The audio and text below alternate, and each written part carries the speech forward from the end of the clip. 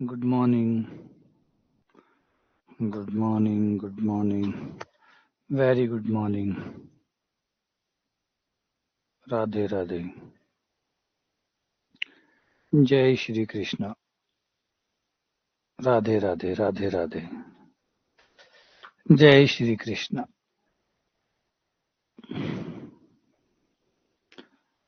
Good morning. Good morning. Good morning.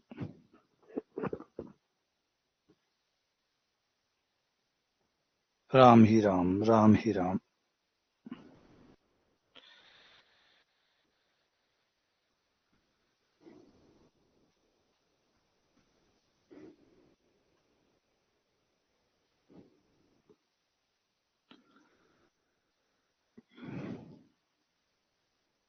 Radhe Radhe. Radhe Radhe. Radhe hi Radhe. Krishna ही कृष्ण. राम ही राम. आ जाओ. सुप्रभात. सुप्रभात. तो हम कर रहे थे वेक्टर कैलकुलस. लास्ट लेक्चर में हमने थ्योरी पढ़ी थी, है ना, और थ्योरी पढ़ी थी प्रवणता के बारे में, ग्रेडियंट कैसे निकालते हैं, और डाइवर्जेंस और अभी कर्ल. ये तीन चीजें हैं जो चलेगी इसके ऊपर. मैंने तो ग्रेडियंट के ऊपर आज फोकस करेंगे. ग्रेडियंट और ग्रेडियंट के उपयोगों के ऊपर बात करेंगे. ग्रेडियंट क्या क्या काम आता है, ये चीज हमने लास्ट लेक्चर में पढ़ी. तो ग्रेडियंट जो हमारे काम आता है वो आता है कि आप प्रवणता निकाल सकते हैं. प्रवणता इसे कहते हैं. तो दिक् अवकलज, किसी दिशा में दिक् अवकलज निकाल सकते हैं. अधिकतम दिक् अवकलज निकाल सकते हैं. स्पर्श रेखा का, स्पर्श समतल का समीकरण निकाल सकते हैं. अभिलंब सदिश निकाल सकते हैं. अभिलंब सदिश, अभिलंब का समीकरण निकाल सकते हैं. और एक उपयोग पड़ा था कि दो प्रश्नों के बीच का कोण आप इससे निकाल सकते हैं. तो ये जो चीजें हमने अभी तक सुनी है, इनको सवालों के साथ जोड़ देते हैं ताकि ये समझ में भी आ जाए कि जो कुछ बोला गया वो है क्या. ठीक है. तो लास्ट जो पढ़ा है बस उसी से जुड़े हुए सवाल ही करेंगे आज.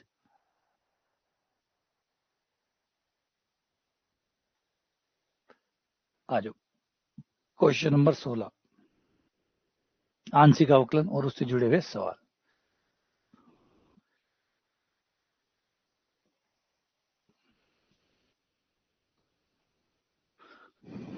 आर वेक्टर बराबर 2x² y माइनस एक्स की power 4 I cap minus E की power x Y minus Y sine X J cap plus x² cos Y K cap. और हमें आर का दो बार अवकलन करना है, एक बार x के साथ और एक बार y के साथ. और अवकलन करना कहाँ पे है? 0 0 पे. लास्ट में अवकलन करके, आंशिक अवकलन करके हमें 0 0 वहां पे पुट कर देना है. अवकलन करके लास्ट में हमें 0 0 वहां पर पुट कर देना है. तो शुरू करो.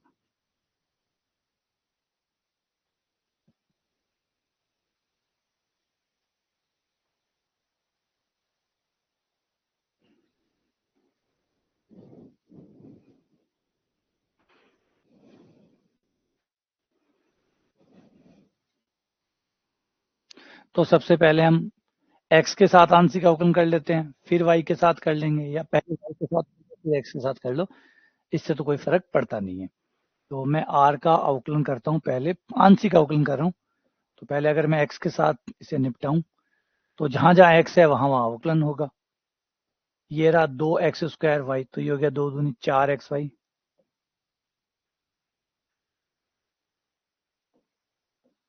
माइनस 4x³ आई कैप.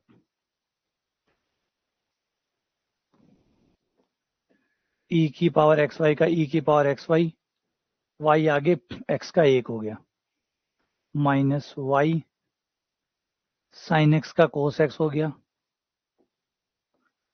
और जे कैप हो गया. आगे बढ़े तो ये x² का 2x हो गया कॉस वाई के कैप. ये हमारा x के सापेक्ष आंशिक अवकलन हो गया. अब इसी को करते हैं अगली बार दोबारा, इस बार y के साथ. इस बार y चर है और x अचर है, तो x को छोड़ देना, सिर्फ y वालों का अवकलन करना. तो 4x बाहर, y का 1, यहाँ y है नहीं तो 0 आई कैप. यहाँ दोनों में y है, दोनों में y है तो गुणा का नियम लगेगा. e की पावर एक्स वाई को छोड़ दिया, y का 1, y को छोड़ दिया, e की पावर एक्स वाई का e की power x y, x y का, वाई का 1 हो गया, एक्स आगे आ गया, माइनस कॉस एक्स बाहर, वाई का 1 प्लस कॉस वाई का माइनस साइन वाई।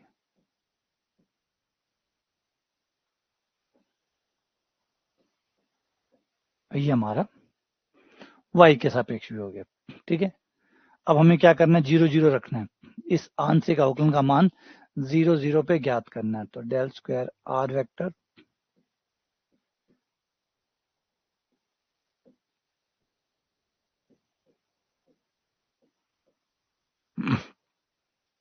ये 0 आई कैप ई की पावर 0 1 बन गया, प्लस 0 रखने पे ये 0 हो गया, कॉस 0 का मान 1 हो गया, जे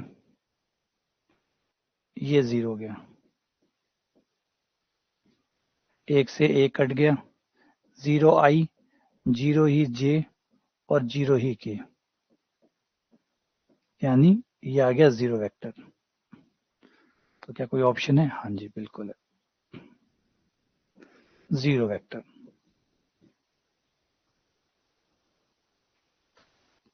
ये हमारा आंसर हो गया।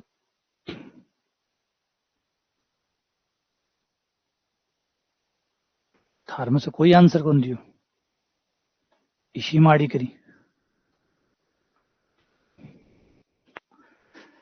तो आर का अवकलन किया, एक बार एक्स के साथ किया, फिर वाई के साथ किया। जब एक्स के साथ कर रहे हैं तो वाई कांस्टेंट है, वाई के साथ कर रहे हैं तो एक्स कांस्टेंट है, बस इतना ध्यान रखना है। आंशिक अवकलन जो हम करते हैं वही किया है, बाद में 0 0 इसमें पुट कर दिया।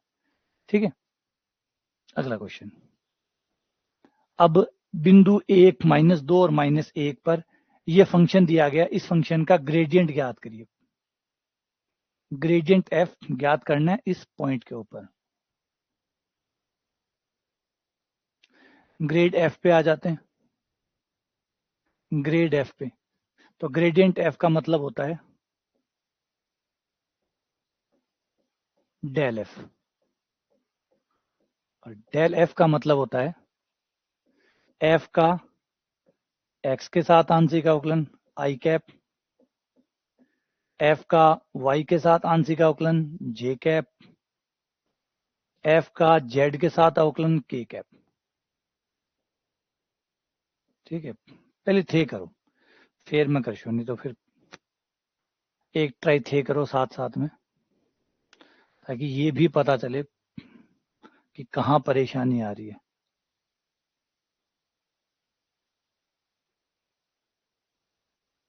तब तो ठीक करो, तुक्को कौन मारे तो और ही बढ़िया काम है।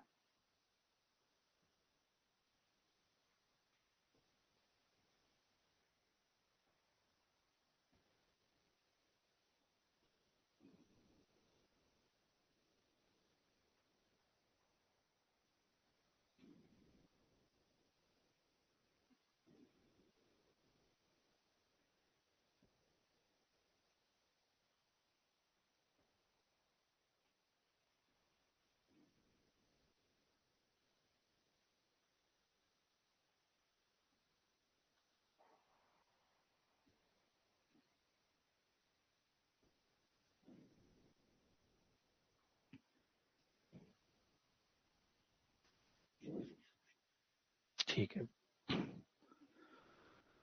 तो ये रहा एफ, इसके तीनों अवकलन करके ले आओ। पहले डेल एफ और डेल एक्स करके ले आते हैं। एक्स के साथ करेंगे तो ये हो जाएगा 6xy,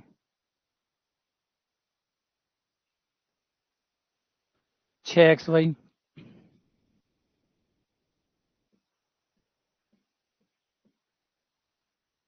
del F over del Y,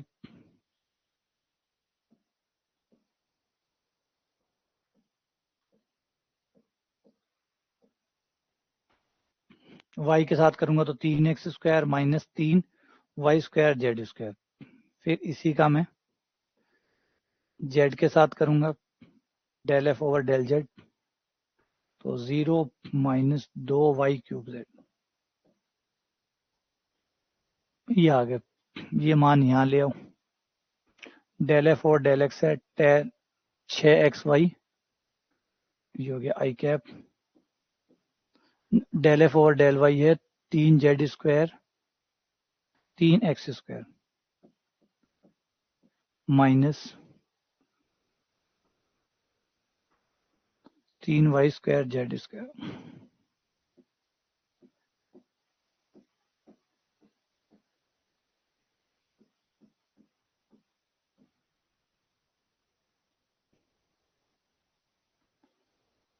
दो y³ z। अब इन्होंने पॉइंट दिया है ये वाला यूज करने के लिए 1 -2 -1, यानी x की जगह 1 रखना है, y की जगह -2 रखना है, x के स्थान पर 1, y के स्थान पर -2, z के स्थान पर -1, 1 -2 -1।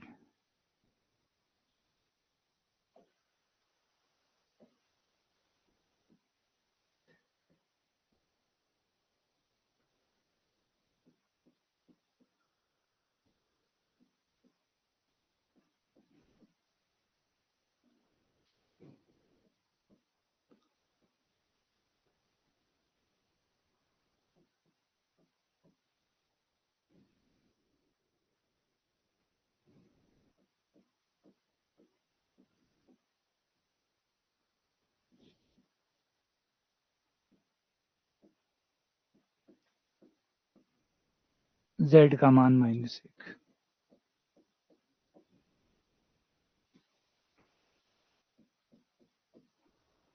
12 आई कैप, 4 3 12, 3 में से 12 गए माइनस का 9, और माइनस माइनस प्लस, फिर माइनस 16 के कैप, -12 आई -9 जे -16 के, माइनस काउंट कर लूँ मैं कितनी बार है, 1 माइनस ओ यो, 1 माइनस यो यो, 1 माइनस ओ यो,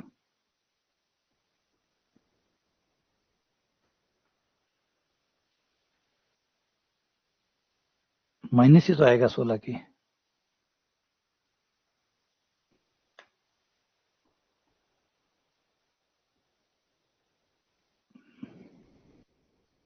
मेरो माइनस क्या आ रही हुई, थारो सबको प्लस आ रहे, मेरो माइनस आ रहे,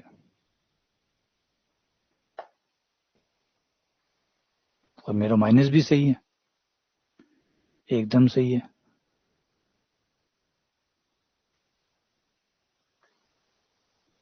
ना।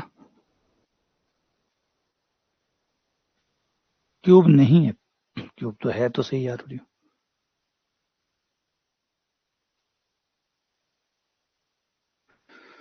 क्यूब है तो सही, 2y³ z,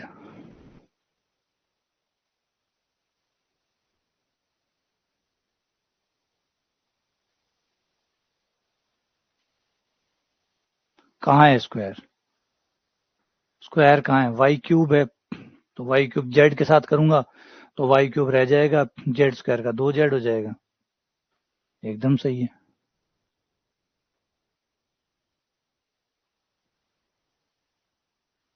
तो फिर ये कोई आंसर ही नहीं है, तो चारों आंसर में से नहीं है, तो ये नन ऑफ दीज है,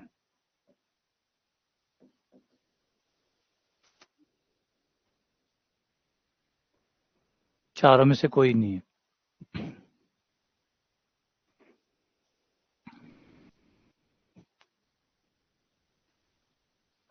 ठीक है, अगला क्वेश्चन,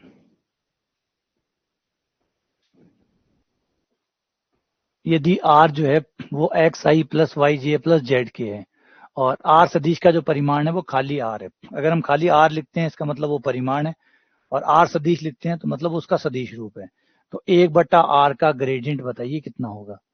तो r का परिमाण का मतलब होगा r बराबर √x² plus y² plus z², तो 1/r का ग्रेडियंट बताइए, 1/r का ग्रेडियंट।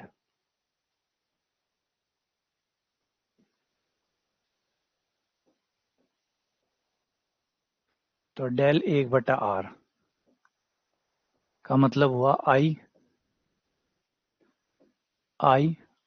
डेल का मतलब आई डेल ओवर डेल एक्स जे डेल ओवर डेल वाई के डेल ओवर डेल जेड और आगे है 1/r। 1/r का अवकलन हर कोई करेगा। I del over del x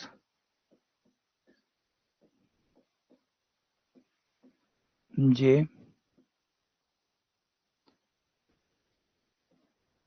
1/r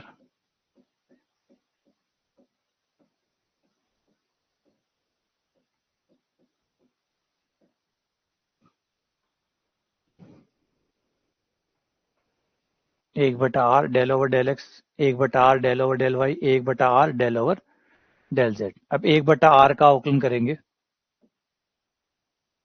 तो आई ये वाला अवकलन 1/r का अवकलन होता है -1/r² और खुद r का del r over del x. Same ऐसा ही प्लस जे इसके साथ करेंगे तो बिल्कुल यही होगा।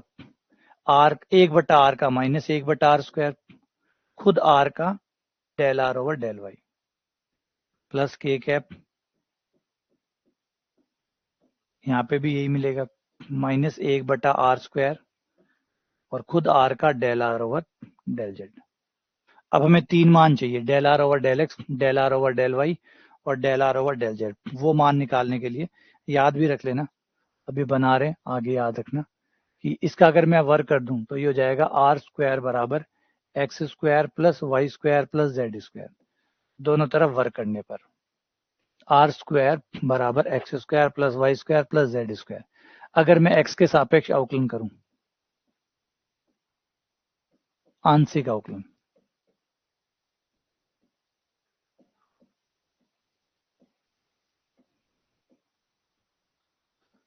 2r खुद r का del r over del x x² का 2x y² का 0 और z² का 0 क्योंकि आप x के साथ कर रहे हैं इसलिए y² का 0 z² का 0 2 से 2 कट गया del r over del x का मान आ गया x/r। इसी से हम बना सकते हैं कि del r over del y y/r आएगा। इसी प्रकार del r over del z z/r आएगा और आगे से हम इनको डायरेक्ट काम में लेना शुरू कर देंगे। तो ये मान यहां लाने पर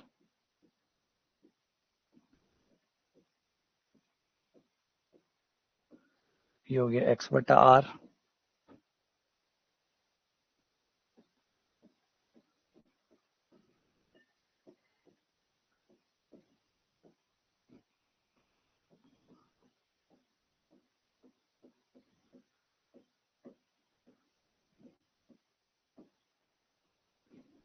-1/r³ कॉमन आ जाएगा। ये बचा xi yj प्लस z जो कि r सदिश बन गया। r सदिश -r सदिश/r³। ये आंसर हो गया डी।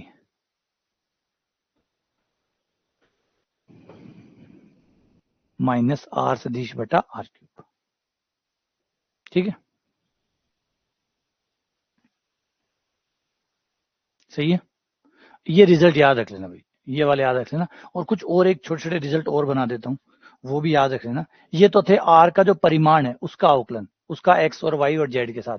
अगर r सदिश का करना पड़ जाए, r सदिश का x के साथ आंशिक अवकलन, दोनों में फर्क है। वो r का परिमाण है और ये सदिश है। तो अगर सदिश का करना पड़ जाए x के साथ तो x के साथ करोगे तो ये 1 हो जाएगा, i कैप बच जाएगा, ये 0 j कैप, ये 0 k कैप, यानी कुल मिला के i कैप बच गया, ये i कैप हो जाएगा। ऐसे ही r सदिश का y के साथ करोगे तो j कैप आएगा। ऐसे ही r सदिश का z के साथ करोगे तो k सदिश आएगा। तो ये रिजल्ट भी याद रखना। अगर सदिशों के साथ करना पड़ जाए तो अगर आर सदिश का अवकलन करना पड़ जाए एक्स वाई जेड के साथ तो ये आएगा, और यदि आर के परिमाण का करना पड़ जाए तो ये आएगा। तो देखना आर कौन है, परिमाण वाला आर है या सदिश वाला आर है, उस हिसाब से फिर अलग अलग चीजें, क्योंकि एक सदिश है एक परिमाण है, रात दिन का अंतर है। एक सदिश है, एक सदिश रूप है, एक परिमाण रूप है। परिमाण रूप सिर्फ मात्रा रूप है, वो सिर्फ मात्रा बता रहे हैं, सदिश रूप दोनों बता रहे हैं, तो वो एक अलग रूप है। तो अवकलन का ध्यान रखना है। अगला क्वेश्चन, ए तथा बी अचर सदिश है, तो आर ए बी का डेल्टा निकालो, ग्रेडियंट निकालो। मतलब ये जो अदिश त्रिगुण है, इससे जो भी आए, अदिश त्रिगुणा से जो भी आए उसका ग्रेडियंट निकालो।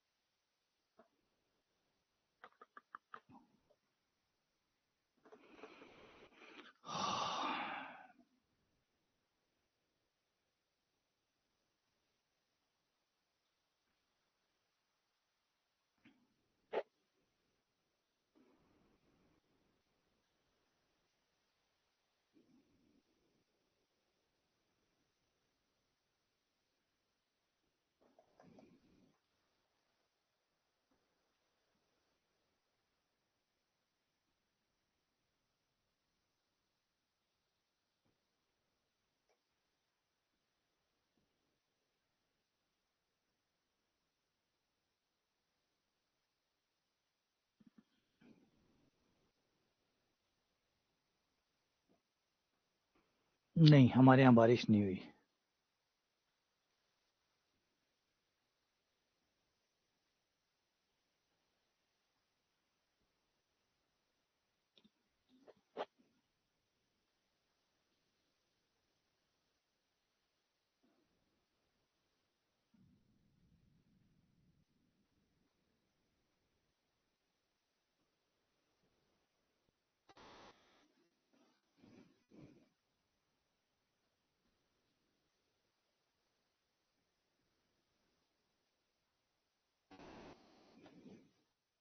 तो बॉक्स का मतलब क्या है?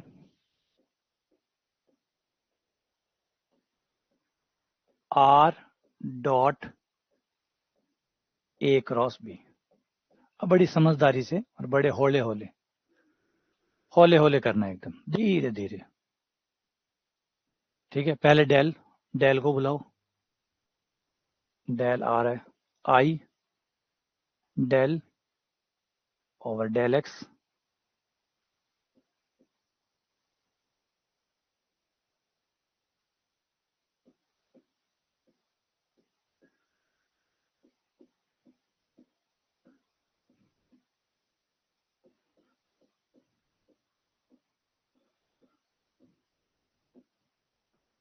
ये डेल, और ये है आर डॉट। एक बार थोड़ी देर के लिए इसको परेशान क्यों करो, वैसे ही अचर है, ए अचर है बी अचर है, तो ए क्रॉस बी भी अचर आएगा। थोड़ी देर के लिए इसको मैंने ए वेक्टर कह दिया, तो क्यों बेचारे को बार बार तंग करूं। और बता भी देता हूं मैंने क्या किया। कुछ देर के लिए मैंने ए क्रॉस बी को कैपिटल ए मान लिया, ताकि ये परेशान ना हो। वो बेचारा आपने गेल गेल खटखट जैसी, तो इन थोड़ी देर के लिए रेस्ट करवा दिया कि तू आराम कर।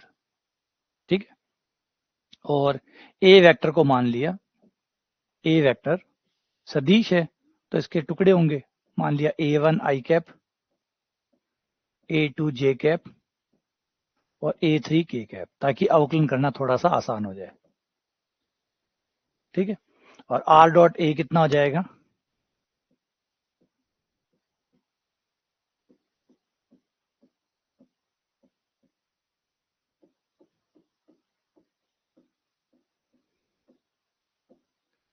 R डॉट ए हो जाएगा, R को A के साथ ये रहा R दिया हुआ है, ये रहा R, और ये हमारा A रहा। R डॉट ए बराबर हो जाएगा XA1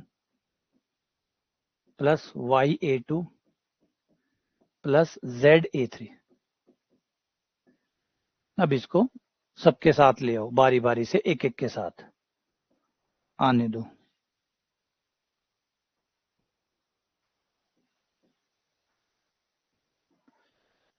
पहले इसका x के साथ अवकलन होगा,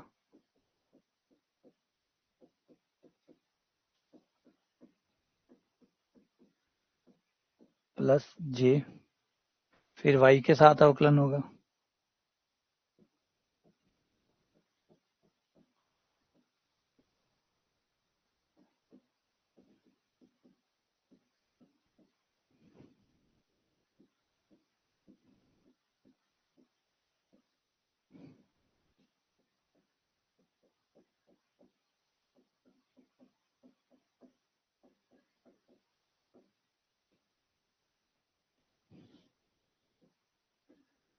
ये a1 हो गया, बाकी 0 प्लस j, y के साथ करोगे तो ये 0, ये खाली a2 बचेगा और वो 0, k के साथ करोगे मतलब z के साथ करोगे तो ये 0 वो 0, सिर्फ a3 बच गया। तो ये आपके पास बचा a1 i cap plus a2 j cap plus a3 k cap, ये बचा जो कि a वेक्टर है, और a वेक्टर कौन है, a क्रॉस b है, तो ये a क्रॉस b आ गया। तो आंसर आ गया आपका D, a cross b।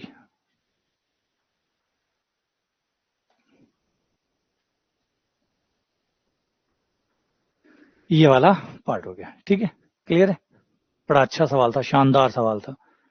Are dot a cross b, कमाल का था, मतलब कितना अच्छे से बनाया था कि बॉक्स भी दे दिया, ग्रेडियंट भी निकलवा लिया, मतलब एक उम्दा टाइप का सवाल जिसे कहते हैं, शानदार वाला, क्योंकि थोड़ा सा परेशान करने वाला हो, कुछ ऐसा हो कि ग्रेडियंट तो रोज ही निकलता है, लेकिन कुछ ऐसा ग्रेडियंट निकाला जाए जो थोड़ा सा सोचने में मजबूर कर दे कि क्या करूं, कहाँ पेन चलाऊं, कहाँ से लिखूं।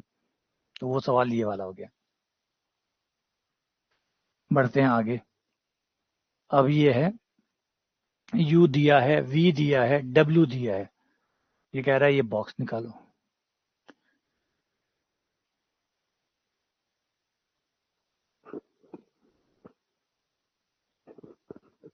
हाँ, उसको ए क्रॉस बी को मैंने ए मान लिया, ए क्रॉस बी से कुछ तो आएगा ही, कोई सदिश ही आएगा, मान लिया वो ए सदिश आएगा, ताकि उसको लेके घूमना ना पड़े मुझे, इतने सारे बड़े हिस्से को लेके ना घूमना पड़े, तो मैंने उसको ए नाम दे दिया।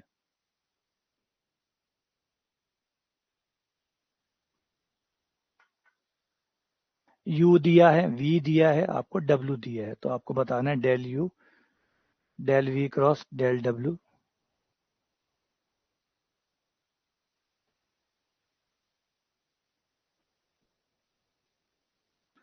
जब शायद हम 11th में थे या कुछ, इंग्लिश में काफी सारी स्टोरीज पोएम और ये आया करती थी। अब मुझे उस पोएम का शीर्षक तो याद नहीं, ना टाइटल पता कि क्या है, लेकिन उसमें एक स्टोरी थी कि ईश्वर की जो कृपा होती है वो अलग तरीके से होती है।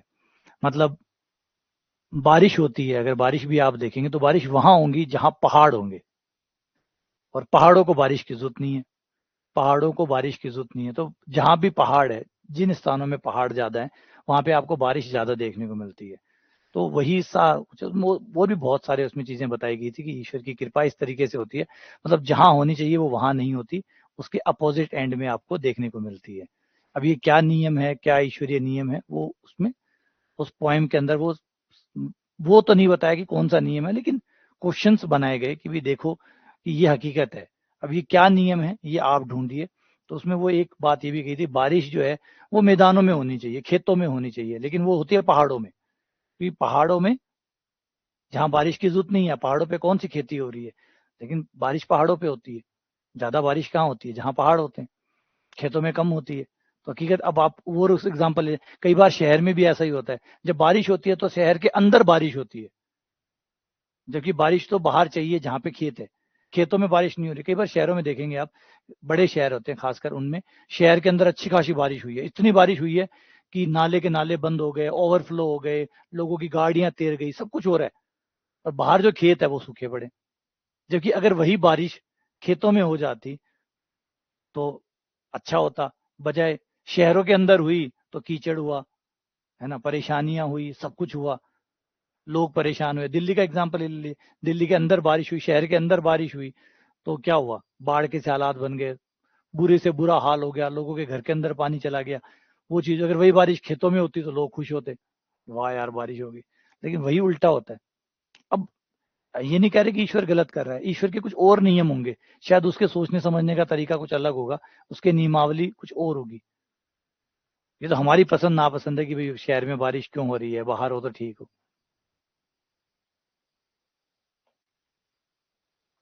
तो यू एक्स वाई जेड निकाल लिया, पहले डेल यू निकाल लो। तो डेल यू निकाल लेते हैं, ग्रेडियंट यू। अब थोड़ा सा स्पीड बढ़ा देते हैं इसकी, अब तो आप समझ ही गए कैसे निकलता है। यू का एक्स के साथ अवकलन करना होगा, यू का एक्स के साथ करना होगा, वाई के साथ करना होगा और जेड के साथ करना होगा। ये तीनों मान हमें चाहिए होंगे। यू का एक्स के साथ करेंगे तो एक आ जाएगा, यू का वाई के साथ करेंगे तो भी एक आ जाएगा, यू का जेड के साथ करेंगे तो भी एक आ जाएगा। और ये तीनों लेने पर डेल यू आ गया, ग्रेडियंट यू आ गया हमारे पास आई प्लस जे प्लस के, ये यू आ गया। हाँ शायद, हाँ पापी में हम ही हैं, हमारे साइड बारिश नहीं होती। पिछली बार बारिश भी हुई थी, लेकिन शहर में हुई थी, शहर मतलब जो मेन पुराना शहर है बीकानेर का, उस पुराने शहर में हुई थी, हमारी साइड नहीं हुई थी। और हमारी साइड भी कहते हैं कि भी पापी लोग रहते हैं, तो शायद हो सकता है बड़े पाप किए हो, अनजाने में हो गए हो, जानबूझ के तो शायद नहीं किए होंगे, अनजाने में हो गए होंगे। और भगवान को तो सब पता है ही, वो तो ईश्वर है, वो तो जानता ही होगा। तो हो सकता है भाई माफी मांग लेते हैं, कर दो एक बारिश तो। और फिर दूसरा क्वेश्चन ये है कि अगर आप मान्यता भी सही है कि भाई पापियां के बारिश को नहीं हुआ, तो पहाड़ा में कोई चले जाओ, पापी चले जाओ, बट तो फिर भी बारिश हुए। अगर कोई आदमी पापी है, मैंने पहाड़ा में भेज दो, बारिश तो कौन रुके। अगर पापियां से बारिश रुक है तो आप यहाँ की जगह बारिश रोक ले, वहां जटा बहुत बारिश हो रही है ना, कई हिस्सा यहाँ का है जगह में बहुत बारिश हुई है, तो सारा पापिया ने भेड़ा कर 10-15 की एक गाड़ी भरार बड़े भेज दिया और बारिश रुकवा दिया। आई प्लस जे प्लस के डेल यू आ गयो। अब यो वी निकाल ले, एक वी का भी 3 अवकलन उसी,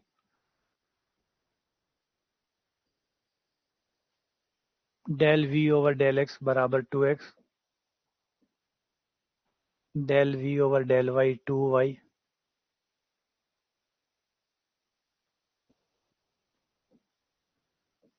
और 2z।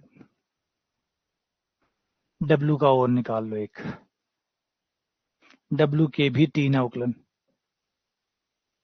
डेल डब्ल्यू ओवर डेल एक्स, एक्स के साथ करोगे तो वाई प्लस जेड, डब्ल्यू का वाई के साथ करोगे एक्स प्लस जेड, डब्ल्यू का जेड के साथ करोगे वाई प्लस एक्स। तो ये डेल यू आ गया, ये डेल वी आ गया, del V 2x 2y 2z, 2x i cap 2y j cap,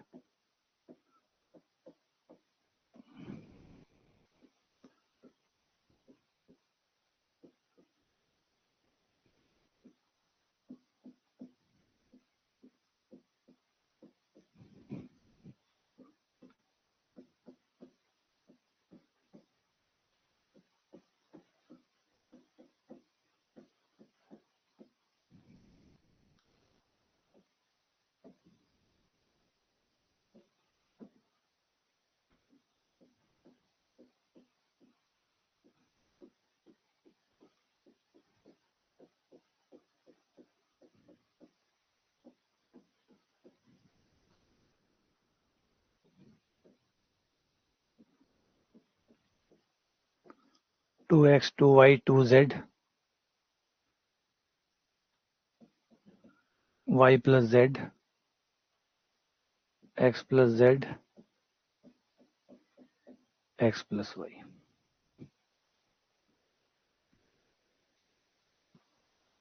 नहीं, अगर मान लो महात्व बारिश को नहीं आवे, तो अगर बी सिद्धांत के माना कि ईश्वर भी सिद्धांत के साथ काम कर रहे हैं कि जहां पापी होंगे वहां बारिश नहीं आएगी, तो एक पापी तो गारंटीड है कि मालो इलाको पापियां को ही है, क्योंकि हमारा बारिश बहुत कम आवे, साल में कोई 1 या 2 बारिश आवे, तो बी सिद्धांत के आधार पर गारंटेड में लोग पापी हैं।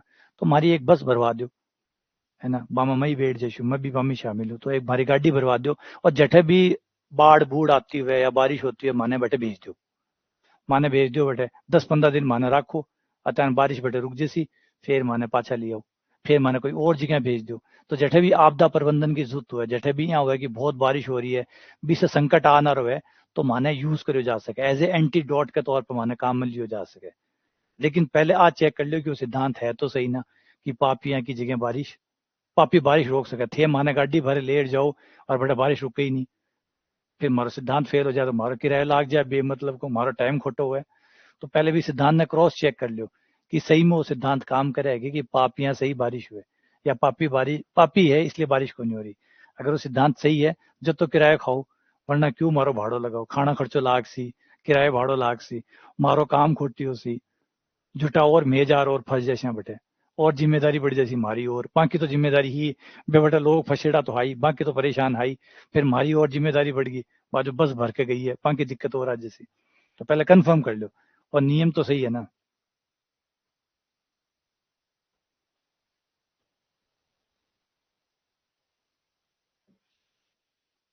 तो अब इन्हें विस्तार कर देवा, है ना, खोल देवा।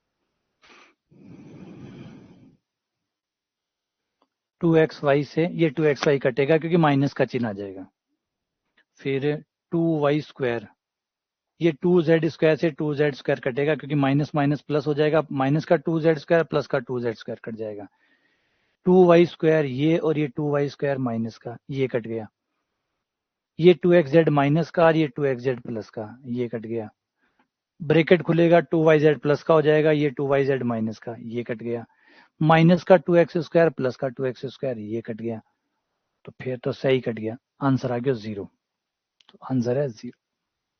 ये भी बहुत अच्छा सवाल है, इसमें भी अदिश त्रिगुणा भी आ गई, इस आगे ग्रेडियंट भी आ गया, ग्रेडियंट और अदिश त्रिगुणा दोनों आ गई, है ना, दोनों चीज आ गई कि भी अदिश, पहले तो अपन ग्रेडियंट निकालना पड़ती तीनों का, तो सबके ग्रेडियंट पता करें, ग्रेडियंट पता करके जो अदिश त्रिगुणन है वो लगा दिया, सारणिक निकाल ली और वो 0 आ गया।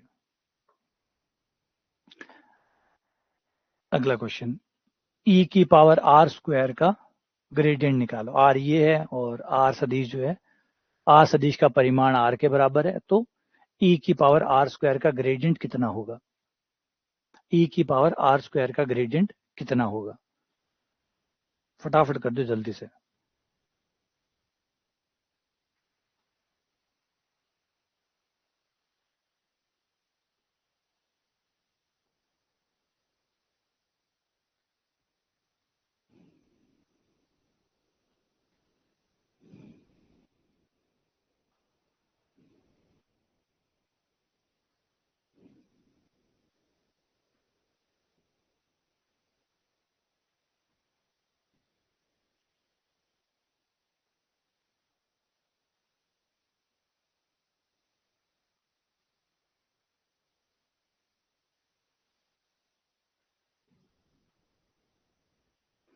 हाँ बिल्कुल, कौन मना कर रहे हैं, बिल्कुल कर सकते हैं।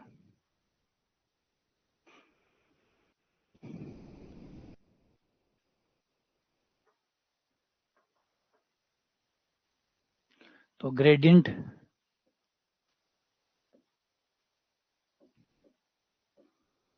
e की पावर r स्क्वायर यानी डेल e की पावर r स्क्वायर यानी e की पावर r स्क्वायर का x के साथ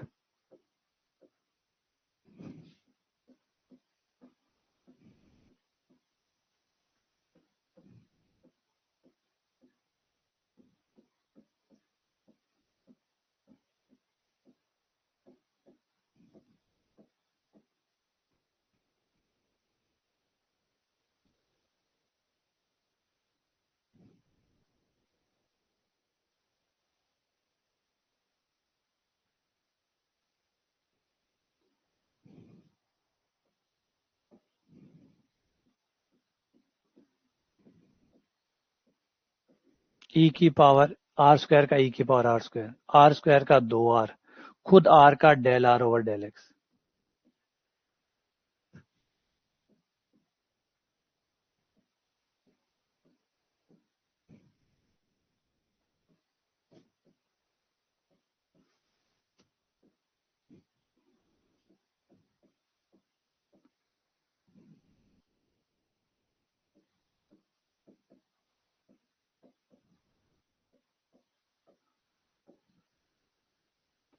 del r over del x का मान होता है x बटा r।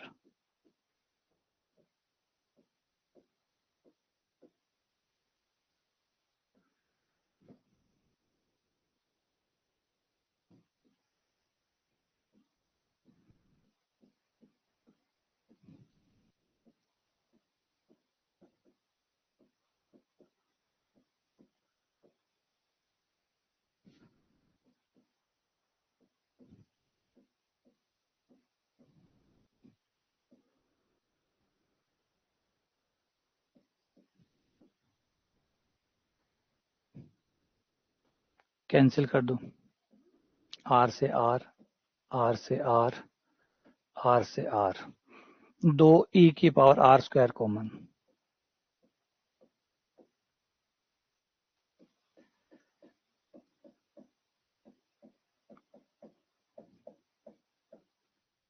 तो ये हो गया 2 e की पावर r स्क्वायर और r सदिश, 2 e की पावर r स्क्वायर r सदिश। बी आपका आंसर हो गया। सही है।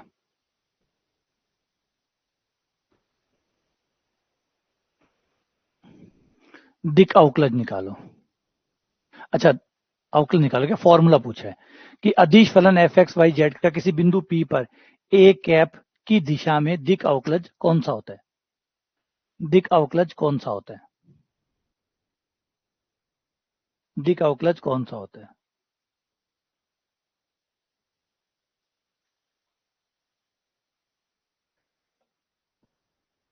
दिक अवकलज कौन सा होता है?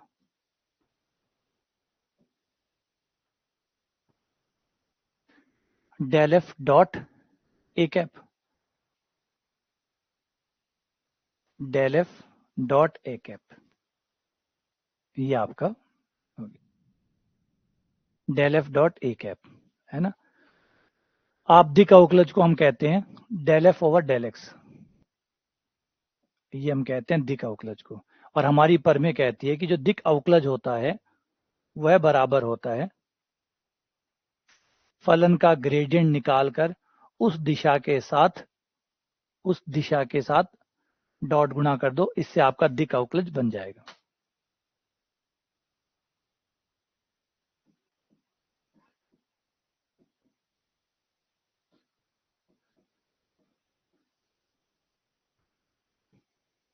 ये दिक अवकलज हो गया। ठीक है, अगला क्वेश्चन। अभिलंबिक सदिश किसी बिंदु, कोई पृष्ठ है, इस पृष्ठ पर अभिलंबिक सदिश कौन सा होता है? अभिलंबिक सदिश कौन सा होता है? हाँ, अभी राखी जवाब देता हूं मैं तुम्हारे क्वेश्चन का। एक बार पहले क्वेश्चन हो जाए फिर मैं जवाब देता हूँ। ये प्रॉब्लम तुम्हारी अकेले की नहीं है, काफी लोगों की है। ये जो प्रॉब्लम है ये तुम्हारी अकेले की नहीं है, ये बहुत से लोगों की प्रॉब्लम है। बस इसमें कुछ नहीं करना है, इसमें आपको दोबारा से निकालने के नहीं, बस सोचने का तरीका बदलना है। इससे आप आराम महसूस करेंगे। कई बार होता है कि आपको दवाइयों की जरूरत नहीं होती, कई बार सिर्फ आपको अपने सोचने के तरीके को चेंज करना होता है, इतने में आप ठीक महसूस करने लग जाते हैं। आ जाओ, पहले भी क्वेश्चन कर ले। किसी बिंदु P पर अभिलंबिक सदिश होता है। किसी बिंदु P पर अभिलंबिक सदिश कौन सा होता है? ग्रेडियंट का मान या प्रवणता का मान उस बिंदु P पर निकाल लो। उस बिंदु P पर ग्रेडियंट का मान निकाल लो। वो जो ग्रेडियंट का मान, जो भी ग्रेडियंट का मान होगा P बिंदु पर, वही उस बिंदु पर अभिलंब को दर्शाएगा, अभिलंब सदिश को दर्शाएगा। ए गलत क्यों था? ए में सिर्फ ग्रेडियंट का मान निकाला, ग्रेडियंट का मान तो हर बिंदु का होगा, लेकिन पता कैसे चला कि पी का विलंब है? मैंने याद करो बताया था कि हर बिंदु का विलंब होता है। जैसे ये मेरा पृष्ठ, मेरा हाथ, मेरा पृष्ठ है, हर बिंदु का अपना विलंब है, हर बिंदु का।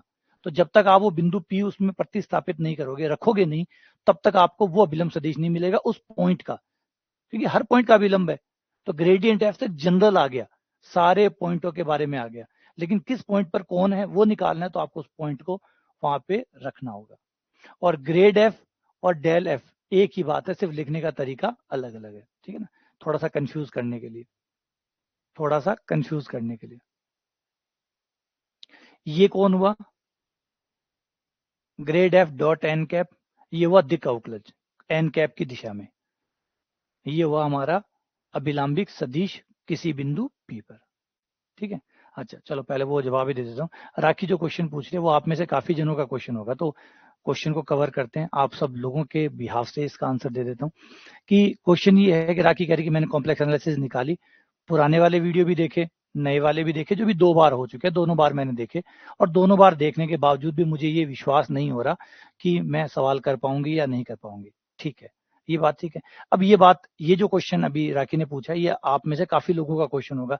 काफी लोगों ने ग्रुप थ्योरी भी निकाली होगी, कॉम्प्लेक्स भी निकाली होगी। निकालने के बाद आपको ये जरूर फील होता होगा कि क्या मुझसे क्वेश्चन बनेंगे या नहीं बनेंगे, है ना? ये ठीक है, सही क्वेश्चन है। अब इसको मैं आपको 2 बातों के तरीके से समझाता हूँ। पहले एक आईआईटी के प्रोफेसर है ए रघुराम, उन्होंने एक बड़ा सुंदर बात अपनी किताब के अंदर लिखी है कि जो प्रीफेस होता है, जो पहली भूमिका जहां बांधते हैं, वहां पे उन्होंने लिखा कि मैंने इस सब्जेक्ट को 30 से 35 साल मैंने इस सब्जेक्ट को दिए, 30 से 35 साल मैंने दिए। जब मैं क्लास में पढ़ाता हूँ तो बच्चा जो है वो ये सोचता है कि जो सर पढ़ा रहे हैं, जिस तरीके से पढ़ा रहे हैं, उतनी समझ हमें कब आ जाएगी। तो मैं हमेशा समझाता हूँ कि मैंने 30-35 साल दिए हैं इस टॉपिक को, इन चीजों को पढ़ाते पढ़ाते मुझे 30-35 साल हो गए। 30-35 साल में मैंने इसको अलग अलग तरीके से समझा है, समझाया है, पढ़ा है, पढ़ाया है। तो जो समझ मुझे आज 30-35 सालों में मिली है, वो आपको मैं एक सेमेस्टर में कैसे दे सकता हूँ, वो 6 महीनों में मैं आपको कैसे दे सकता हूँ, और 6 महीनों में आप वो चीज कैसे विकसित कर सकते हैं जो 30 से 35 साल मैंने खर्च किए। मान लीजिए आप एक्स्ट्रा ऑर्डिनरी है, आप बहुत शानदार है, तो ठीक है, 35 साल का काम आप 15 सालों में कर पाएंगे, 10 सालों में कर पाएंगे, 5 सालों में कर पाएंगे, लेकिन 6 महीने में तो लगभग इम्पॉसिबल है। 6 महीने में तो ये इम्पॉसिबल है। जो मैंने 30-35 सालों में किया है, वो मैं आपको 6 महीनों में आप वो सब कर पाए, या मैं आपसे वो उम्मीद रखूं कि आप 6 महीनों में वो सब कुछ कर पाएंगे, तो ये नियर टू इम्पॉसिबल है ना? तो पहली बात तो ये होगी, नंबर 1 बात। तो इसलिए अगर आप ये सोचे कि कॉम्प्लेक्स एनालिसिस में आप इतने अच्छे हो जाएंगे कि कोई कुछ भी पूछ ले आप तैयार हैं, मुझे आता है, ये चीज हमें ही नहीं आती। आज भी कोई हमें कह दे कि कॉम्प्लेक्स एनालिसिस में सवाल आया हूं सर, सॉल्व कर दो, नहीं होगा। और मुझसे क्या, किसी से भी नहीं होगा। आप किसी से भी जाके मिलिए, ठीक है, थोड़ा सा लेवल, कोई और आदमी ने कॉम्प्लेक्स एनालिसिस को मैंने जितने साल दिए हैं, किसी ने उससे ज्यादा साल दिए होंगे, तो वो मुझसे थोड़ा बेहतर होगा, कोई और आदमी से थोड़ा और बेहतर होगा, या हमारे समझने की जो क्षमता है उसके आधार पर थोड़ा बहुत डिफरेंस आ सकता है। लेकिन कोई भी ये गारंटी पक्का है कि इस दुनिया में कोई ये नहीं है जो ये कह सके कि कॉम्प्लेक्स एनालिसिस का कुछ भी ले आओ, मैं आपको सॉल्व करके दे दूंगा। ऐसा एक भी व्यक्ति नहीं होगा। ये साइंस के लिए सबसे बड़ी दिक्कत की बात है, और हो भी नहीं सकता। इतनी ज्यादा विविधताएं हैं, इतना ज्यादा गहराई होती है, इतनी ज्यादा डेप्थ होती है कि हम इन चीजों को पकड़ ही नहीं पाते। ठीक है, जितना पढ़ रहे हैं वो पढ़ रहे हैं, अच्छे से समझ रहे हैं, ठीक है, लेकिन दावा ठोकने की बातें मत किया करो कि कोई भी सवाल आ जाए मैं कर लूंगा। नहीं, आप नहीं कर पाएंगे। अच्छा, फिर अब दूसरा सवाल, इसमें एक सवाल और पूछा हुआ है कि जब अच्छे से क्लियर हो ही नहीं रहा, तो फिर मुझे पता कैसे चलेगा? आपको सबसे अच्छे से क्लियर नहीं करना, आपको बाकी लोग जो भी पढ़ रहे हैं, आपको यहाँ पे 100% क्लियरिटी नहीं करनी है। आपको जो बाकी लोग सेकंड ग्रेड की तैयारी कर रहे हैं या फर्स्ट ग्रेड की तैयारी कर रहे हैं, उनसे ज्यादा बेहतर समझना है, बस उनसे अच्छा आपको समझ में आ जाए, ये इंपॉर्टेंट है। इसके लिए एक छोटी सी कहानी आती है, जिसमें क्या होता है कि दो दोस्त होते हैं, वो एक जंगल में जा रहे होते हैं, तो अचानक उनको शेर की आवाज सुनाई देती है और धीरे धीरे शेर उनके सामने आ जाता है। तो जो एक फ्रेंड होता है वो अपनी चप्पलें निकाल लेता है, तो चप्पलें निकाल लेता है, तो दूसरा दोस्त बोलता है तुझे क्या लगता है तो चप्पल निकाल के शेर से ज्यादा तेज दौड़ पाएगा? तो वो कहता है नहीं नहीं, मुझे शेर से तेज नहीं दौड़ना, मुझे तेज से तेज दौड़ना है। तो तेज से तेज दौड़ूंगा। तो वही कहानी है कि हमें पूरा कॉम्प्लेक्स एनालिसिस नहीं समझना, हमें जो बाकी लोग हैं उनसे बेहतर कॉम्प्लेक्स एनालिसिस समझ में आए, ये जरूरी है। बाकी लोगों से बेहतर समझ में आए, ये जरूरी है। ठीक है ना? तो हमें कोई कॉम्प्लेक्स, और हम ये नहीं सोचे कि कॉम्प्लेक्स एनालिसिस मुझे ऐसे समझ में आ जाएगी कि मैं रीमान हाइपोथेसिस को सॉल्व कर लूंगा। रीमान हाइपोथेसिस कॉम्प्लेक्स एनालिसिस की प्रॉब्लम है, और आज तक कोई भी विद्वान नहीं जन्मा जो रीमान हाइपोथेसिस को अभी तक सॉल्व कर पाया। वो कॉम्प्लेक्स की प्रॉब्लम है, कोई सॉल्व नहीं कर पाया। तो इसका मतलब है कि कॉम्प्लेक्स एनालिसिस किसी को भी नहीं आती पूरे तरीके से, नंबर एक। अब नंबर दो, जो मैंने बता दिया कि आपको बाकी कंपटीशन वाले लोगों से अच्छा होना है। अब क्वेश्चन ये बनता है कि मुझे कैसे पता चले कि मैं बाकी लोगों से अच्छा हूं? तो उसके लिए टेस्ट बने हुए, टेस्ट जाके देखिए, और टेस्टों में अपने आप को करके देखिए कि आप बाकी लोगों से अच्छा कर पा रहे हैं या नहीं कर पा रहे हैं। अगर आप टेस्ट में बाकी लोगों से अच्छा कर पा रहे हैं तो आपको समझना होगा कि आपका बेहतर हो गया है। अब आप ये सोचो कि कॉम्प्लेक्स एनालिसिस मुझे ऐसी आ जाए कि फिर मुझे कभी कोई परेशानी ना हो, तो ऐसा दिन किसी भी, कॉम्प्लेक्स एनालिसिस की बात नहीं है, किसी की भी कर लो। क्या क्रमचय संचय में आप दावा ठोक सकते हो? क्रमचय संचय पे आ जाओ। क्या आप क्रमचय संचय पे दावा ठोक सकते हो कि कुछ भी पूछ लो मैं कर दूंगा? कौन सी गणित की ऐसी शाखा है जिसमें आप ये कह सकते हो कि यहां से मुझे कुछ भी पूछ लो, मुझे कभी दिक्कत नहीं आएगी? तो वो कॉन्फिडेंस की बात अगर आप कर रहे हो तो वो कभी भी नहीं आने वाला, कभी भी नहीं आने वाला। आज नहीं, अगर आप आने वाले 30 साल तक भी किसी टॉपिक को पढ़ते रहो तो कभी ऐसे कॉन्फिडेंस आप हो जाओ। कॉन्फिडेंस सिर्फ मूर्खों को आ सकता है, समझदारों को नहीं आता, क्योंकि समझदारों को पता है कि कितनी विविधता है, जितनी विविधता है उतना कॉन्फिडेंस कम होता चला जाता है। तो वही चीज है, बस आपको बेहतर करना है बाकी लोगों के मुकाबले। तो उस पर फोकस करिए, ना कि इस बात पे फोकस करिए कि आपको कॉम्प्लेक्स एनालिसिस पूरा आने लग जाए। वो कभी नहीं आएगा। बाकी लोगों से बेहतर आने लग जाए, इसकी बात कर सकते हैं। बस वही तो, टेस्ट दीजिए, अपने आप को चेक करिए, बाकी लोगों से बेहतर आप है या नहीं, वो कंपेयर हो जाएगा। ठीक है? तो बात समझ में आ गई? हाँ, तो वही समझो कि आप लोग उम्मीद क्या कर रहे हैं। आप लोग ये उम्मीद कर रहे हैं कि कॉम्प्लेक्स एनालिसिस ऐसा हो जाए कि फिर हम चैलेंज करें, चुनौती दें, हम चुनौती दें, पूछो, पूछो, जो चाहे पूछो, तैयार होके आए हैं। तो ऐसी स्थिति की बात ना करिए, ऐसी स्थिति कभी पैदा हो ही नहीं सकती, कभी किसी के जीवन में पैदा नहीं हो सकती। और ये जो इतने गहरे सब्जेक्ट है, इनमें कोई ऐसा कैसे हो सकता है, इन सब्जेक्ट में कोई ऐसा कैसे हो सकता है कि वो ये कह दे कि भाई आने दो, मुझे सब आता है, सब आता है ना? तो ईश्वर बनने की कोशिश ना करें। बस वही है कि आप लोग बाकी लोगों से अच्छा कर पाए, ये जरूरी है। तो आपको कॉम्प्लेक्स एनालिसिस इतने अच्छे से समझ में आए कि बाकी लोगों से आप बेहतर कर पाए, बस ये आपका मापदंड है। और इसका पता कैसे चलेगा? टेस्टों से पता चलेगा। जाइए टेस्ट दीजिए, और टेस्ट में जाके देखिए वहां जो बाकी लोगों ने टेस्ट दिए हैं और आपने जो टेस्ट दिए हैं, और वहां पे भी ये मत करिएगा कि 20 में से 20 नहीं आए, नहीं, वहां पे फिर गलती करोगे। फिर 20 में से 20 की डिमांड करोगे तो गलत करोगे। वहां पे ये डिमांड करो कि जो बाकी बच्चे टेस्ट दे रहे हैं और जो एवरेज स्कोर आ रहा है, जो भी एवरेज है, मान लीजिए 20 नंबर का टेस्ट था और 20 नंबर के टेस्ट में एवरेज स्कोर 8 आ रहे हैं, तो आप 8 से ऊपर हो, बस आप 8 प्लस हो, तो मतलब थाने कॉम्प्लेक्स एनालिसिस बाकी लोगों से ठीक समझ में आ रही है। एवरेज 8 है तो थे एवरेज से ऊपर हो, और एवरेज से ऊपर हो का मतलब थे वहां से आगे हो, और आगे हो वो तो जीत ही सी, आगे तो रेणु है।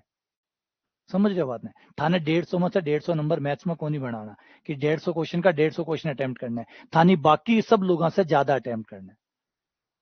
रेस होती है ओलंपिक में, उसमें जो पहले नंबर पे आता है उसको इस तरीके से नहीं भागना होता कि उससे तेज कोई ना भाग, बाकी जो लोग हैं उनसे तेज भागना होता है, बाकी सब लोगों से तेज भागना होता है।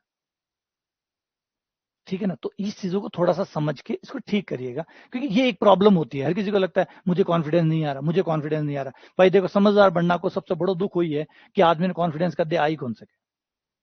कॉन्फिडेंस खाली मूर्खा का आ सके, बे खाली बैठा बैठा बैठा खूब सारा कॉन्फिडेंस, मन हर बात को कॉन्फिडेंस है, क्योंकि वे मूर्ख है। समझदार जब तो उसी अभी थे कॉम्प्लेक्स पड़ जाओ तो कॉन्फिडेंस डाउन होता चले जैसे, कि जितनी गहराई पकड़ी हो धनोरो बार इतनी गहराई है, तो गहरो है, अब तो गहरो है, जितनी गहराई पकड़ो वो तो कॉन्फिडेंस डाउन होता जाए। गहराई में तो कॉन्फिडेंस हो ना, वो कॉन्फिडेंस डाउन होता चले जाए, तो दिक्कत आई है। हाँ, तो आई बहुत जरूरी चीज है कि भाई अभी से वेक्टर पढ़ रहे हो, देख लो वेक्टर पढ़ने बच्चे भी सारी आई हालत होनी है कि भाई यार तो मन तो सवाल होसी को नहीं होसी, सवाल होसी को नहीं होसी, ये सवाल थारे दिमाग में लगातार घूमता रहे सी, मेरे से होसी को नहीं होसी। लेकिन इतनी बात करो कि थे बाकी लोगों से बेटर हो गए, थे पढ़ तो रहा हो। मैं तो हमेशा एक ही चीज समझाऊं कि एटलीस्ट थार में से जो लोग रेगुलर है, वे खाली आप बात मानो कि थे रेगुलर, तो लोग तो किताबा ही कौन खोल लिया था नहीं। 70 से 80% शायद मेरे ख्याल से पैमाना हो तो उसी कि इतना लोग यहाँ का उसी जगह, तो अभी तक आ सोच रहे कि वैकेंसी क्यों नहीं आ रही, तो पढ़ना क्यों, तो है ना। तो बाकी लोग अच्छा थे आ सोच रहे, कोर्स लेने के बावजूद भी बहुत सी तादाद ऐसी है जो कोर्स ले लेती है, पढ़ती नहीं है। वो पढ़ ही नहीं रही, कोर्स ही नहीं खोल रही, थे खोल रहे हो, थे देख रहे हो, कम से कम थाने अब तो पता चल हो कि भाई सवाल दोहरा तो है, कलडा तो है, समझ में तो कम आवे, तो बाकी तो वही पता को नहीं कि दोहरा है, सोरा है, किशा है।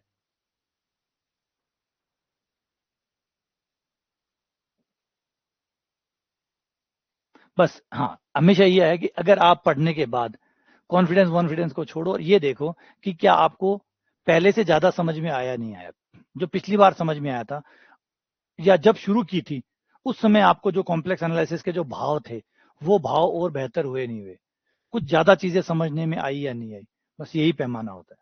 आप बेहतर हो रहे हो ये पैमाना होता है, सर्वश्रेष्ठ हो रहे हो इसका कोई पैमाना नहीं। दिक् अवकलज के अधिकतम मान की दिशा कौन सी होती है, ये पर में थी कि दिक् अवकलज के अधिकतम मान की दिशा क्या होती है।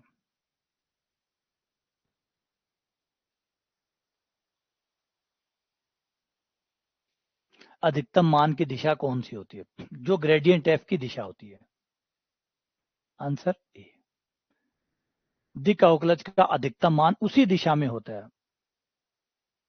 दिक् अवकलज परमे थी, काल ही परमे करवाई भाई, ताजा ही परमे पड़ी है यार, ताजा परमे में थे, उल्टा सुल्टा आंसर देने लगे, तो बार खराब भी कोनी हुई। याद करो कल ही तो बताई थी कि जो दिक् अवकलज है उसका अधिकतम मान खुद उसी की दिशा में होता है, उसी की दिशा में अधिकतम मान होता है, ग्रेडियंट एफ के समांतर, यानी जिस तरफ ग्रेडियंट एफ जा रहा है उसी दिशा में ही आपका दिक् अवकलज अधिकतम होता है, अपनी ही दिशा में ही अधिकतम होता है। अगला क्वेश्चन, स्पर्श तल का समीकरण इनमें से कौन सा है। स्पर्श तल का समीकरण इनमें से कौन सा है। R vector minus r nought vector dot del F बराबर, हाँ अरे वाह अवतार शाबाश। आप पुराने सालों के पेपर उठाइए, उनको करिए, देखिए वो आपसे होते या नहीं होते, अगर वो हो रहे हैं तो इसका मतलब है आपका कॉम्प्लेक्स एनालिसिस हो गया है, हो गया है। कॉम्प्लेक्स एनालिसिस सेकंड ग्रेड में भी आवे, कॉम्प्लेक्स एनालिसिस कॉलेज लेक्चरर में भी आवे, कॉम्प्लेक्स एनालिसिस नेट में भी आवे। अगर नेट आरो खोल बैठ जाओ थे कॉम्प्लेक्स एनालिसिस तो थाने ठा पड़े कि थाने क्यों ही को नहीं आवे, और थे यहाँ सोचो कि गुरु जी क्यों कौन पढ़ाएगा, अपन तो एकदम ही छोड़ दियो। अगर थे नेट का मायने जो कॉम्प्लेक्स एनालिसिस आवे भी ने खोल कर देखो तो थाने विश्वास को नहीं, थाने लाग सी कि हम तो क्यों पढ़ाए को नहीं, ये टाइम पास करे। क्योंकि वो जो नेट वाला है उसकी गहराई अलग है, उस गहराई तक तो हम जाते ही नहीं है, क्योंकि उस एग्जाम की तैयारी नहीं कर रहे। भाई उस एग्जाम की तैयारी नहीं करे तो उस गहराई में क्यों जाए। तो R minus R naught dot del F बराबर 0, ये हो गया हमारा सी।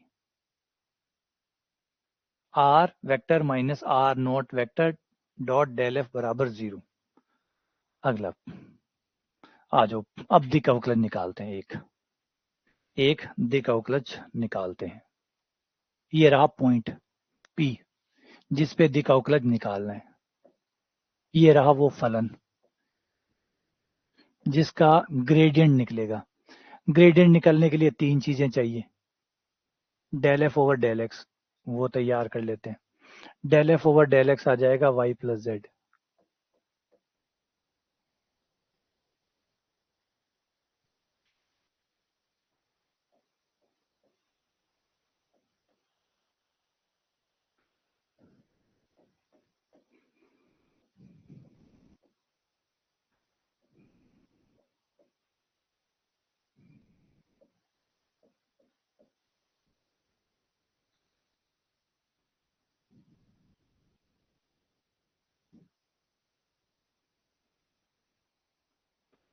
Del F over del X Y plus Z, del F over del Y X plus Z, del F over del Z Y plus X. ये तीनों हो गए आपके, ठीक है। तीनों चीजें आ गई, del F over del X, del F over del Y और del F over del Z. तो हमारा ग्रेडियंट एफ तैयार है।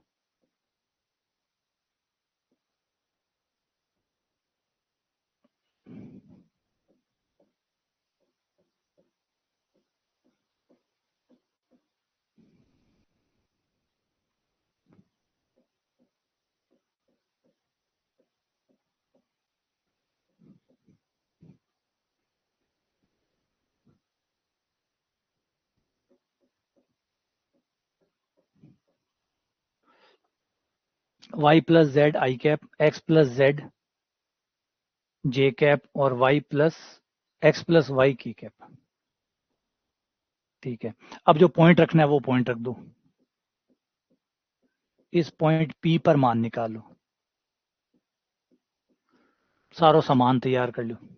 पी पॉइंट है हमारा 1 2 0, एक्स का मान 1, वाई का मान 2,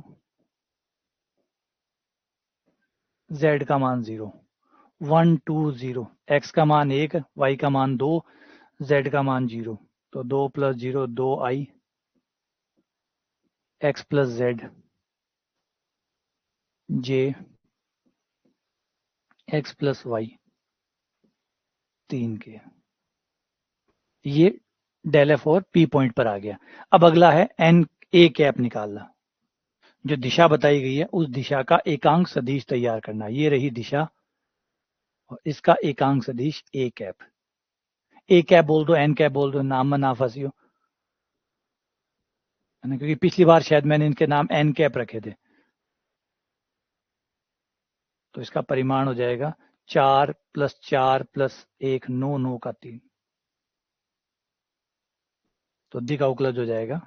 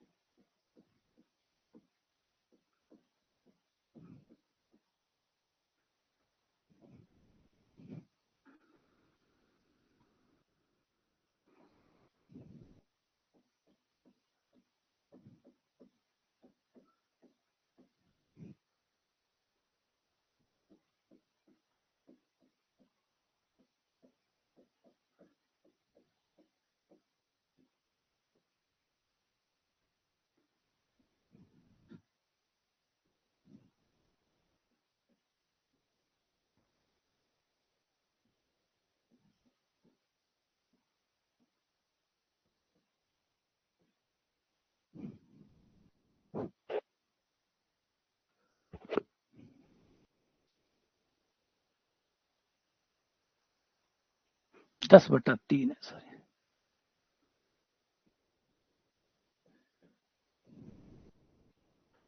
यार ये गलतियां बहुत खराब है। ये गलतियां सो खराब गलतियां हुए। अगर 5 लाद जा तो जना बार, अब बार अगर 5 लाद जाए हो जना, सोच के देखो। मेरा 5 आ गया, 10/2 कर 5 काट दे रहे, 5 ऑप्शन में लाद जाता जना, कितनी माड़ी होती। वो ये है, वो दिनमाना को चक्कर है, वो तकदीर को चक्कर है। मतलब गलत काटना और गलत ऑप्शन में मिल जावे, सबसे माड़ा दिनमान भी हुए। मतलब भी आदमी का मतलब तकदीर सबसे माड़ा है गणित का मायने, जिसको गलती भी करे और वह ऑप्शन में भी लाद जावे। अगर अगर 5 लाद जाता, सोचो अगर 5 आ गया मेरा तो, और 5 अगर लाद जाता, है ना, राम बचा लियो, 5 ऑप्शन में कोनी, अगर 5 लाद जाता तो अटट्टी कार 5 आ चुका होता। अच्छा 5 कोनी ऑप्शन में जना क्रॉस चेक करियो तो पता चलियो 10/। तो समझ रहे हो कहानी ने, एक सबसे बड़ी दिक्कत है, सबसे बड़ी जो है ना, सबसे बड़ी विडंबना यहाँ की है कि भाई बी का तकदीर वो पेपर देने गए और बी दिन ईशा तकदीर काम कर गया, कि मतलब गलतियां भी कर रही है और ऑप्शन में भी है। अब बट तो पूछो ही मत। मतलब एक खिलाड़ी बनते हैं क्रिकेट में कि शॉट मारियो, शॉट हवा में जावे।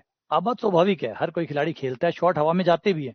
अब शॉट हवा में जाते हैं लेकिन वो ऐसी जगह गिरते हैं जहां पे खिलाड़ी नहीं खड़ा है, और दिनमान खराब कर दू है जब वो शॉट खेले और हवा में भी जावे और बठे जावे जटे खिलाड़ी खड़े हुए, तो मरा दिया ना, बस बठी वो दिनमान खराब हुए। भाई हर खिलाड़ी रिस्क लेता है, जो भी क्रिकेट में खेल रहा है वो रिस्क तो लेता ही लेता है। शॉट तो खेलने ही पड़ेंगे, शॉट खेलेगा तो बॉल हवा में भी जाएंगी। अब बॉल हवा में जाएगी तो कोई बॉल जरूर थोड़ी हर बॉल बाउंड्री पार ही जाएगी, कुछ बॉल बाउंड्री से पहले भी गिरेगी। लेकिन बाउंड्री से पहले जब वो गिर रही है तो कौन सी जगह गिर रही है, प्लेयर खड़ा है या नहीं खड़ा। तो अगर प्लेयर खड़ा है और प्लेयर नहीं खड़ा है, दोनों केस में अंतर है। प्लेयर नहीं खड़ा है तो वो चौके तक चली जाएगी या सिंगल डबल जो भी है वो रन मिल जाएगा, और प्लेयर खड़ा है तो आउट हो गया। तो आई सेम कहानी अपने मैच के मायने भी है। अगर गलतियां करी और गलतियां ऑप्शन में मिल गई, नहीं मिली तब तो हम ठीक कर ही लेंगे, जैसे भी ठीक कर लिया। नहीं मिल गई तो फिर बेड़ा गर्क।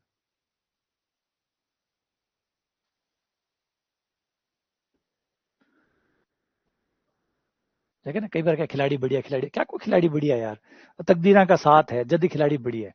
बढ़िया खिलाड़ी का तकदीर भी बढ़िया है, एक सच्ची बात है। वो एक मतलब सूत्र बनाया जा सके कि जो खिलाड़ी बढ़िया है बिका तकदीर भी बढ़िया है। तो तकदीर बढ़िया नहीं होता तो 2 दिन ही कौन चालन देता। शॉर्ट खेल तो सीधो खिलाड़ियां गंज जातो, तो तकदीर भी बढ़िया है।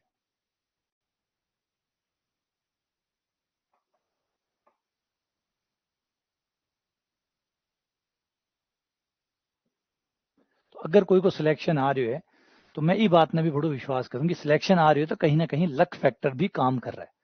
अगर सिर्फ लक फैक्टर नहीं होता, तकदीर नहीं होते, भाग्य ना होते, तो मैंने पहले ही बताया ना कि ये जगह, इसको कौन रोक सकता है, गलतियां कौन रोक लेगा। गलतियां तो होती है, स्वाभाविक है, छोटी मोटी गलतियां तो होती है। अब गलतियां होती है, फिर वो ऑप्शन में मिले या नहीं मिले उससे फर्क पड़ता है। अब ये तो तकदीर की बात है ना, ये तो आपने नहीं बनाया, पेपर तो आपने नहीं बनाया, गलतियां आपने की है, पेपर तो आपने नहीं बनाया। तो वो पेपर में वो ऑप्शन में अगर आ रहा है, इसका मतलब कहीं तो तकदीर साथ कौन दी हो, और झटा कौन दी हो, बेटा काम खराब।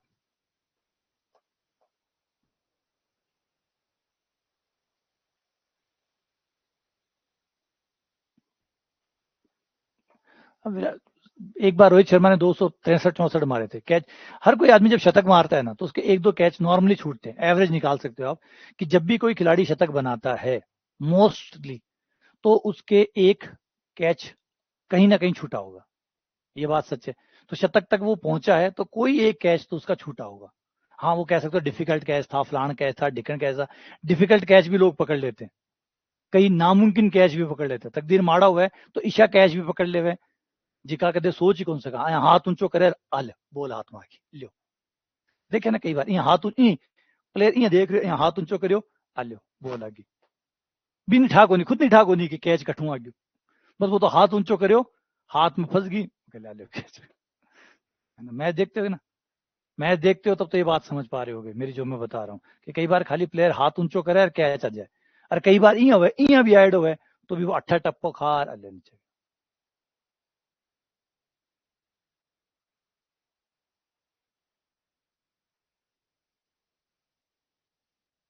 तो इसके बीच का कौन निकालना है, एक को एफ नाम दे दो और एक को जी नाम दे दो। एक पृष्ठ को एफ पृष्ठ नाम दे दो, x square plus y square plus z square और -9, ये एफ पृष्ठ हो गया। दूसरा पृष्ठ और दिया हुआ है, एक जी पृष्ठ और है।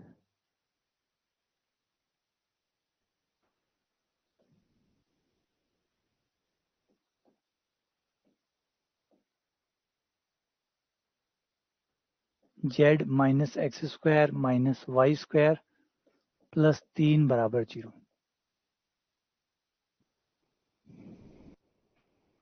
अब कोण निकालने का फॉर्मूला होता है कॉस थीटा बराबर प्लस माइनस उस बिंदु पर ग्रेडियंट एफ का मान, ग्रेडियंट जी का मान बट्टा ग्रेडियंट एफ का परिमाण, ग्रेडियंट जी का परिमाण,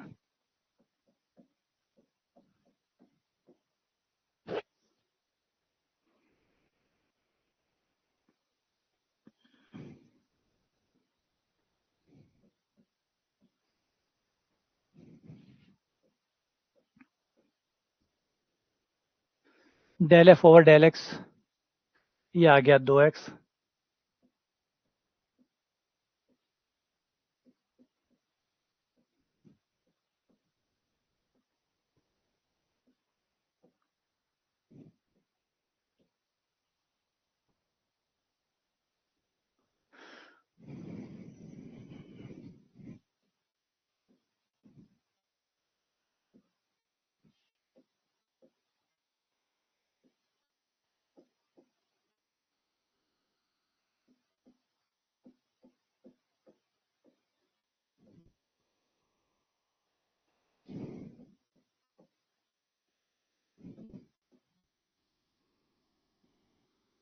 ये जी के भी तीनों अवकलन कर लिए।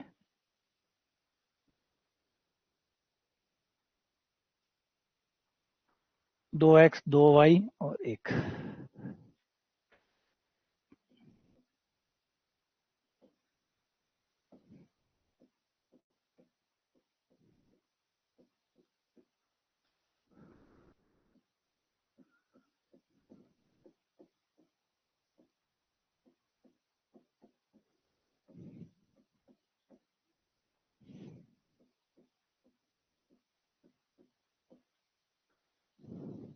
बिंदु है 2 - 1 2।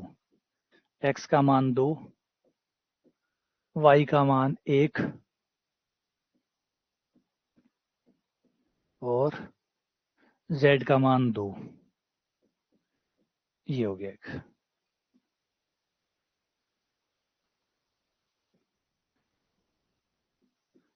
अब डेल जी और निकाल लो।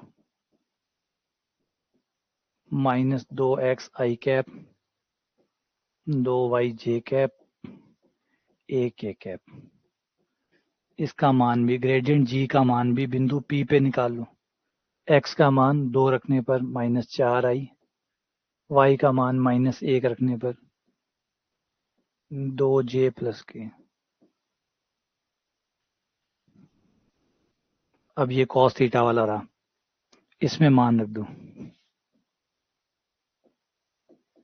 प्लस माइनस दोनों की डॉट गुणा, तो ये हो जाएगा 4 4 -16 -4 + 4 बटा, दोबारा चेक कर लो, -16 -4 + 4 बटे इसका परिमाण 16 और 4 20, 16 16 32, 32 और 4 36, 36 का 6 इंटू उसका परिमाण 16 16 और 4 20, 20 और 1 21, ये √21। 4 से 4 कट गया, ये आ गया प्लस माइनस 16 भी कट जाएगा, तो 8/3 √21।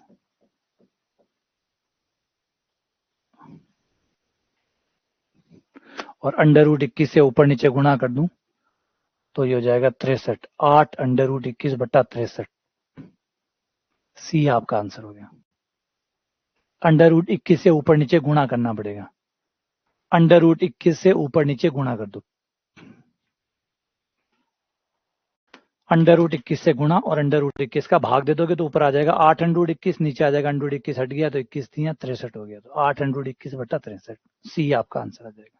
ठीक है, चलो इसी को यहाँ पे ही खत्म करते हैं, बाकी और क्वेश्चन करेंगे और प्रैक्टिस करेंगे। अब हो गया ये क्वेश्चन या और भी है?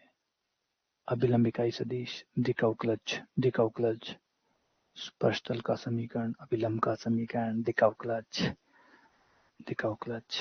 मेतन स्पर्शतल का समीकरण, डाइवर्जेंस ऑफ एफ।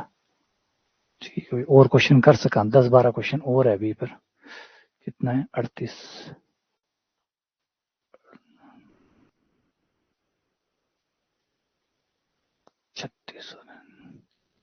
ठीक है, चलो एक क्लास और लगाएंगे, है ना। आज देखते हैं अगर टाइम मिला तो एक एक्स्ट्रा क्लास और लगा के इसके और इस क्वेश्चनों को प्रैक्टिस कर लेंगे। ठीक है, रात को अगर समय मिला तो, वैसे क्लास शेड्यूल नहीं किए मैंने, अगर समय मिला तो क्लास शेड्यूल कर दूंगा। और इसके इसी वो भी और भी है, अभी हमने दिक्अवकलज वाले क्वेश्चन थोड़े से और प्रैक्टिस करने, थोड़ा अभिलंब सदिश निकालना, स्पर्श तल का समीकरण निकालना, अभिलंब का समीकरण निकालना, वो अभी बाकी है, तो वो आगे वाले लेक्चर में करेंगे। ठीक है, चलो मिलते हैं।